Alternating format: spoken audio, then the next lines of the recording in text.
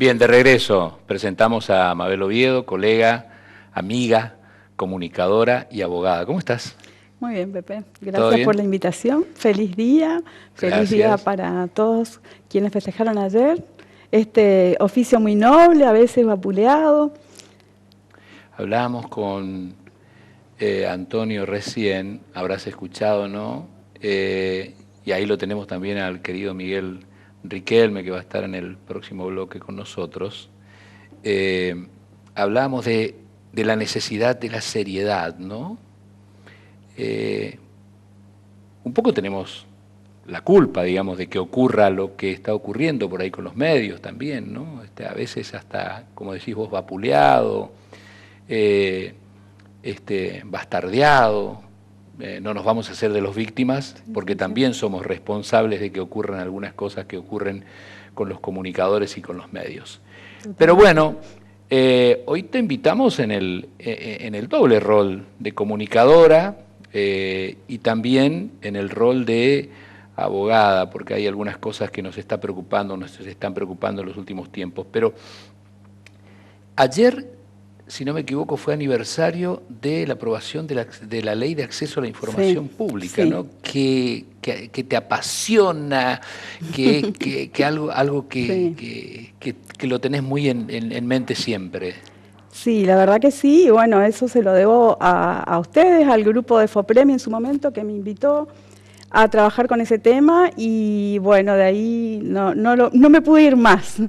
Si bien dejé de lado el activismo a mediados de 2016 para dedicarme a mis estudios de posgrado y después ya comencé la carrera de abogacía.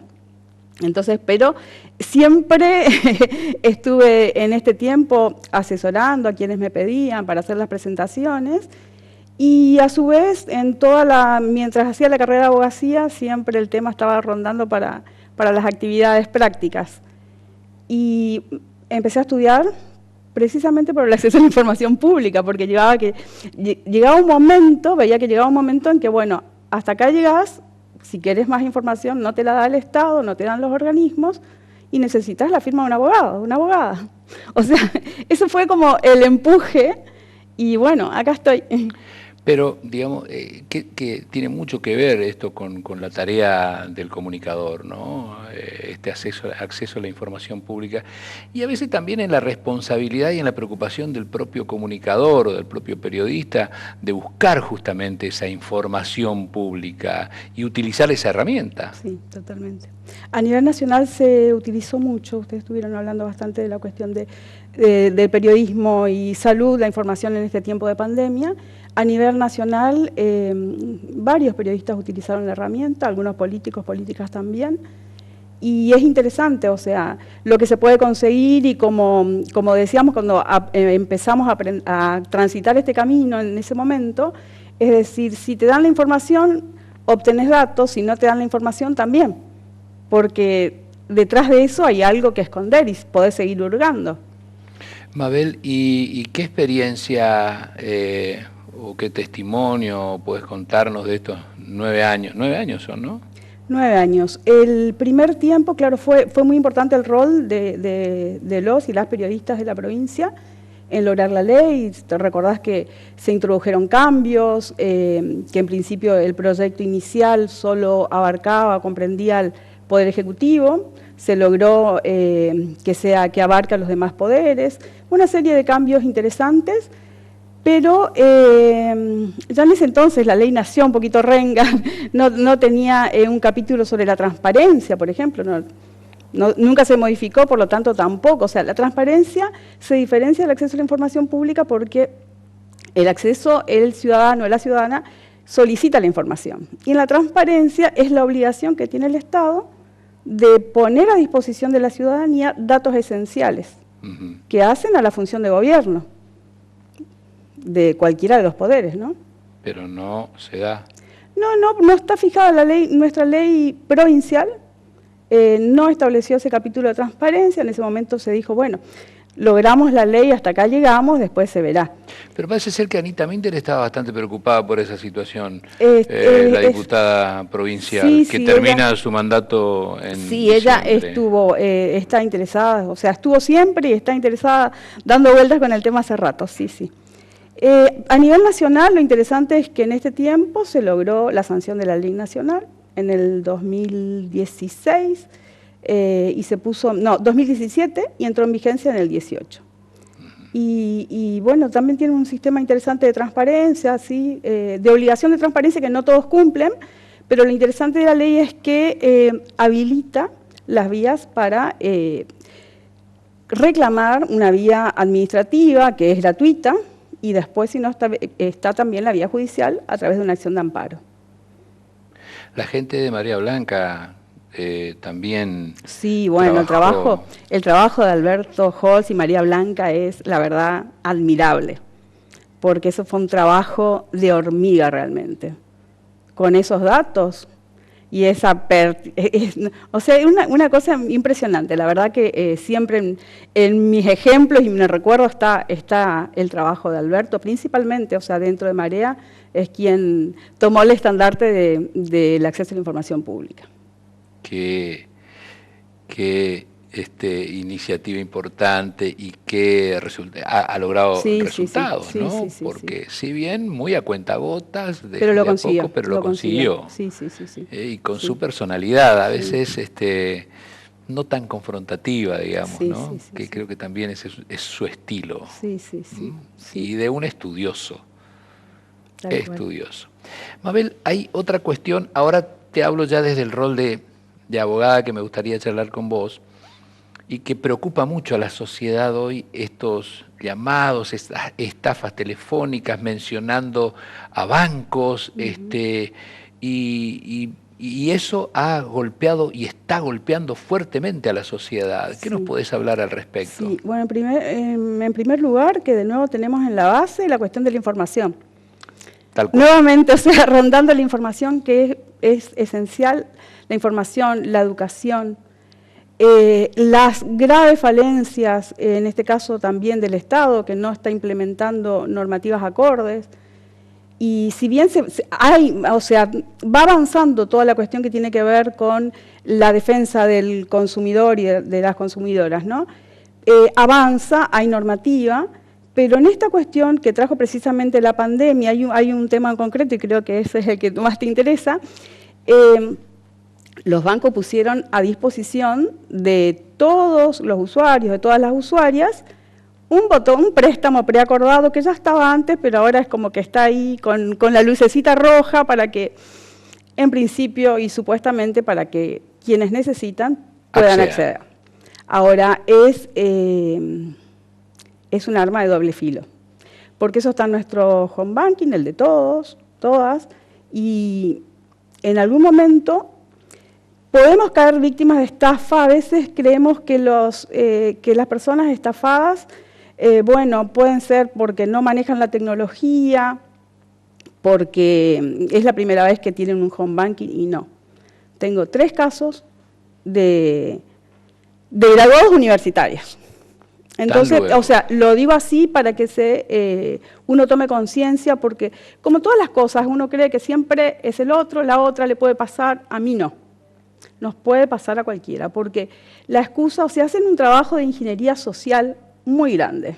No se puede decir que no trabajan, digamos, quienes se dedican a estas estafas telefónicas, y de repente nos encuentran, o sea, en estos tiempos nosotros realizamos manifestaciones sobre nuestra vida privada, reclamos en las redes sociales, damos datos nuestros, muchos datos, más de los que debiéramos. Más de lo que se debería. Sí, muchos datos. Yo a veces lo digo hasta en tono irónico, ¿no? Hay algunos que lo único que falta es que digan, un segundito, me voy al baño y vuelvo, cuentan absolutamente todo. Sí, bueno, nosotros damos, aunque a veces no o sea, podemos creer que no estamos dando datos, pero los estamos dando. Para esta gente que trabaja, va revisando las redes sociales y de repente, y que vive de eso. Y que vive de eso. La verdad que escuchaba a un periodista decir, atienden mejor que cualquier call center, o sea, debieran contratarlos los del banco. La cuestión es que nos encuentras desprevenidos, o sea, a la suma de la falta de educación financiera, a la falta de educación tecnológica de la que carecemos, y además los avances tecnológicos que se dan a pasos agigantados. Y entonces de repente recibís una comunicación de supuestamente el ANSES, por ejemplo, con el logo del ANSES, diciéndose que fuiste beneficiario seleccionado en otros casos. Bueno, muchas personas beneficiarias del IFE también fueron estafadas. Entonces llaman diciendo que fuiste seleccionado, le das los datos que faltan, porque muchos ya son recolectados, ya los tienen en algunos casos, y bueno, te roban lo que tenés, o sea, le terminás dando la clave, porque ese trabajo de manipulación te lo realizan mientras estás en el teléfono. Estás hablando por teléfono y ahora hace esto para darte este beneficio, tenés que ir hasta el cajero y tenés que poner la clave, y en ese interín uno dice, cuando está fuera, o sea, no es el estafado o la estafada, dice, pero ¿cómo? No, es posible, es viable, porque no sueltan el teléfono, o sea, la llamada transcurre mientras se está produciendo la estafa. Y cuando uno cree que está la gente le pasa la clave, pero ya está en otra, o sea, son, en teoría, los que están estudiando esto, la gente que trabaja en neurociencias y todo eso, son momentos irreflexivos. O sea, por eso estamos como en otra dimensión en ese momento. Mavi, y no se puede recuperar, digamos, el que fue estafado, el que perdió, bueno, ¿tiene posibilidad de recuperar? Acá viene la segunda parte. Que es no menos, sino la más importante. La más importante. La gente cuando se da cuenta ya después que le vaciaron la cuenta, algunos a los 2 o 3 días, otros dicen, los que no tienen mucho manejo, ¿no? Y otros dicen, bueno, me sacaron el dinero, pero no se dan cuenta que le estafaron también o sea, que sacaron un crédito a su nombre. Y hablamos de cifras que pueden ir desde 40.000 a 800.000, a 950.000 y más. Entonces estas personas estafadas van al banco y el banco le dice, pero usted le dio su clave. Le estamos advirtiendo todo el tiempo que no dé su clave, y muchas personas se quedan con eso y otras dicen, no, pero no puede ser, o sea, me sacaron lo que, bueno, me puedo hacer cargo de lo que yo tenía en mi cuenta, pero no de un préstamo preacordado. Y ahí está la cuestión, ya hay varias provincias con fallos, o sea, con medidas cautelares. Los estafadas presentan una acción de nulidad del contrato, o sea, hay que ir a un abogado, en definitiva hay que recurrir a los profesionales del derecho, sí. Porque la denuncia en defensa del consumidor cubre una parte, o sea, no puede haber una investigación, no pueden hacer una investigación penal. Lo que hace defensa del consumidor es fijar una audiencia de conciliación, donde el banco, en representación del banco, va un profesional, va un abogado, una abogada. Y de la otra contraparte tiene que estar también un profesional. No. En defensa del consumidor no. No, debería estar, digo. Claro, porque en defensa del consumidor no siempre son abogados, en la mayoría no son abogados. No, hay una persona que cumple el rol de conciliador, conciliadora, y trataría de establecer, de hacer una equivalencia entre partes, porque ese es el sentido, la finalidad que tiene todo el sistema protectorio de defensa de derechos del consumidor. Sobre todo eso, en la cúspide está la Constitución Nacional. Y la Constitución Nacional protege nuestros derechos y en este caso hay una gran falencia del banco en cuanto al deber de seguridad, porque lo de ellos es un modelo de negocios. A ellos les resulta muy fácil tener esos préstamos preacordados ahí para que lo usemos, entre comillas, cuando lo necesitamos. Pero por otra parte, está bien, podría tenerlo a disposición, lo dejamos ahí. Está bien porque si alguien lo necesita, lo tiene. Pero ¿qué pasa? No hay un resguardo de decir, bueno, vamos a esperar después que le otorgamos 24 horas, 48 horas, vamos a estudiar y además vamos a impedir que se transfieran durante ese tiempo. La maniobra de esta gente que trabaja con las estafas telefónicas o por WhatsApp a veces, dura en total más o menos entre 30 y 50 minutos. porque la persona está en su domicilio, en su lugar de trabajo, y les preguntan a cuántos minutos tiene un cajero. Porque todo es rápido, y para que veas que no, o sea, cualquiera puede ser víctima, hace unos días una periodista de Telefe, que era una de las periodistas que continuamente estaba dando información sobre el tema. Ella daba información sobre las ciberestafas y las estafas telefónicas. Y de repente la llaman, porque te pueden decir que te llama un ejecutivo del banco, yo no recuerdo bien en concreto cómo la llamaron, pero, o sea, cuál fue la excusa. Y ella se da cuenta en el momento preciso donde le dicen, estamos teniendo problemas con el sistema. Espera, o sea, esa es una de las claves. Entonces, no hay que dar ningún dato por teléfono, no atender el teléfono cuando no conocemos directamente. Hay una aplicación, la posibilidad de poner como una alerta en el teléfono. Que te dice fraude. Claro, posible fraude. Posible fraude.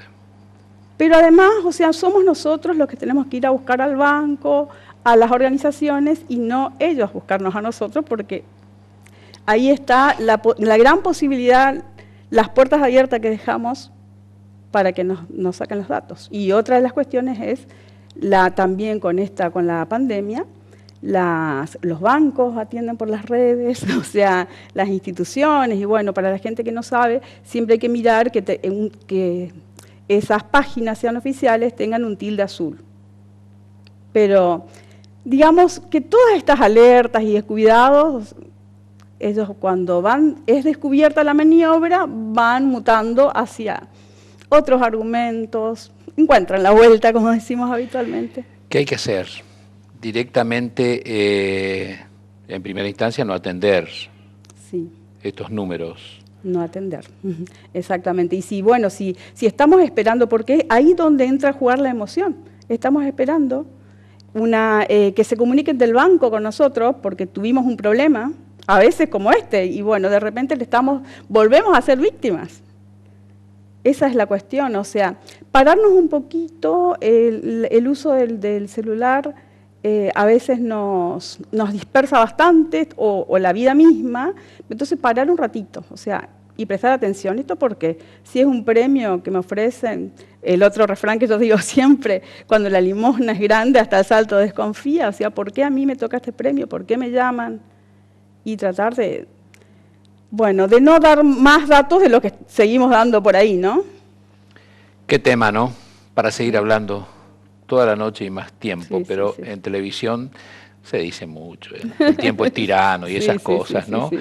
Te agradezco mucho que hayas venido, que nos haya dado, que le haya explicado principalmente a la gente. Yo también hago un poco de docencia todos los días, seguramente también te vamos a llamar en la radio para hablar un poco más extenso sobre este tema, porque realmente es una preocupación grande que tenemos todos, y los que podemos discernir esa cuestión, sí, aquel que no lo puede.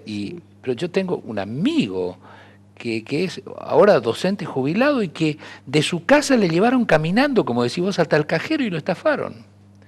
Es increíble, pero se ve que tienen una capacidad extraordinaria. Tienen muy capaces. Gracias por visitarnos. Muchas gracias a vos. Muy amable. Hacemos pausa. Cuando regresemos vamos a estar hablando de política internacional y bueno, a Miguel también, por supuesto, le vamos a preguntar acerca de la política nacional y por qué no de la política misionera. Ya volvemos.